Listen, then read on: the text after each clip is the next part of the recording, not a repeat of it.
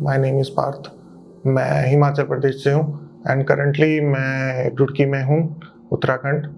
ये मेरी मदर है नीरू शर्मा। इनिशियली मुझे काफ़ी सीवियर पेन हुई चेस्ट में। मैंने अपने इंस्टीट्यूट हॉस्पिटल में दिखाया। उन्होंने मुझे बोला कि इमीडिएटली जो है चेस्ट फिजिशियन को आप दिखाओ। मैंने चेस्ट फिजिशियन को दिखाया। उन्होंने मुझे बोला कि आपको न्यूमोथोरैक्स की प्रॉब्लम है। तो मैं डायरेक्टली गया एम्स ऋषिकेश। वहाँ पे जाके मैंने ओपीडी में चेक कराया और मैंने इमीडिएटली जो है वहाँ पे आईसीडी इंसर्शन के प्रोसीजर को फॉलो किया। आईसीडी इंसर्शन कराई मेरी, वहाँ पे न्यूमोथोरैक्स को उन्होंने सॉल्व किया।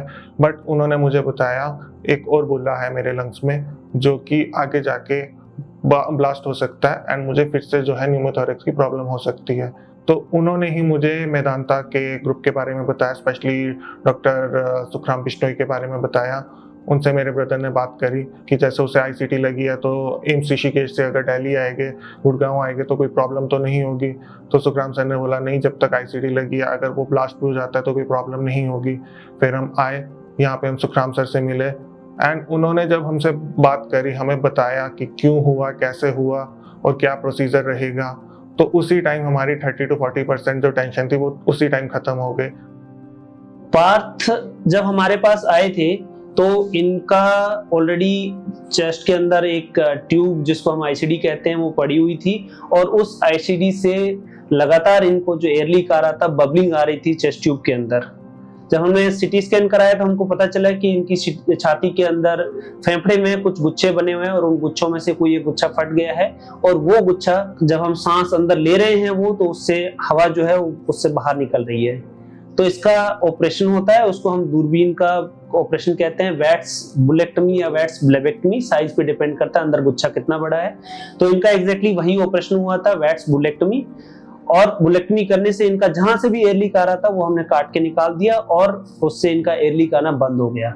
और दूसरा पार्ट ऑपरेशन का ये था कि फ्यूचर में दोबारा इसको कैसे रोका जाए, जिसको हम कहते हैं कि रिकरेंस को प्रिवेंट कैसे कर सकते हैं। उसके लिए हमने इनकी प्लूरेक्टमी की थी। प्लूरेक्टमी क्या होता है, छाती के ऊपर एक लेयर होती है, उस लेयर को हम 360 डिग्री हटा देते हैं जिससे फेफड़ा वहां जाके चिपक जाता है और उसके बाद फ्यूचर में वो कभी प्रॉब्लम वापस दोबारा नहीं आती है।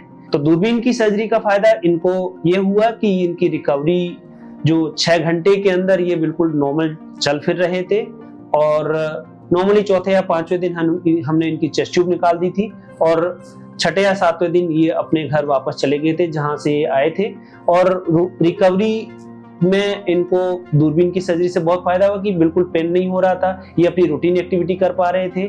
और सबसे बेस्ट जो पार्ट होता है वो होता है कि जो भी हम सर्जरी करते हैं उसके बाद जितना जल्दी आप नॉर्मल रूटीन फॉलो कर पाओ, वही जो दूरबीन की सर्जरी का फायदा है। तो यंग पेशेंट्स में ये भी एक फायदा होता है कि इनका रूटीन लाइफ जो है वो जितना जल्दी नॉर्मली ज्वाइन करेंगे तो उससे इनको दूरगामी फायदे होंगे और ये अपना जो भी जॉब प्रोफेशन या जॉब करते हैं उसमें अपनी नॉर्मल एक्टिविटी करने में इनको कोई दिक्कत नहीं आएगी। जब मेरी बैक सर्जरी हुई अगले दिन मैं एक दिन आईसीयू में रहा।